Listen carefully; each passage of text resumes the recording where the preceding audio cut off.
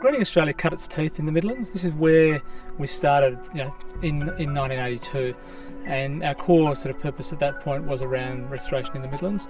And what's been really fascinating about this project is now getting all the scientists together and coming up with a vision that actually, when we've gone back to the archive documents and we overlay the maps that we've created by computer modelling with the maps that were done on the bonnet of a car, they actually line up perfectly.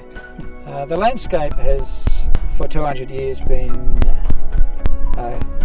involved in intensive farming, and during that period there's been broad-scale removal of native vegetation for productive agriculture, and there's only about 10% of the remaining woodland and only about 3% of the remaining grassland. And although half of Tasmania is reserved, the most at risk are the dry vegetation types, and isolated remnants on private land in the Midlands of Tasmania or the East Coast. So it's really important to protect those, buffer and connect them in a situation where climate change is going to cause these animals and plants to be isolated and lost if they can't move from their position in these remnants in the landscape.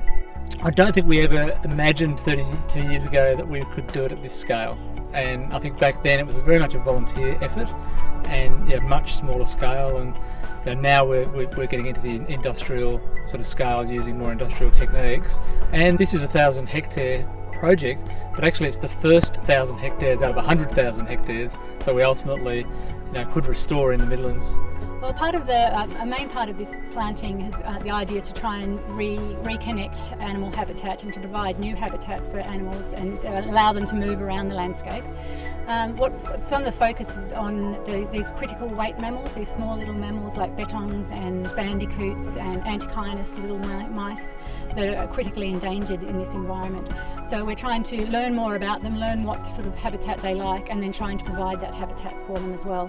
Also, other species we're interested in and hope to use these landscapes is the Tasmanian devil and the quolls, and also woodland birds and bats and owls and things like that.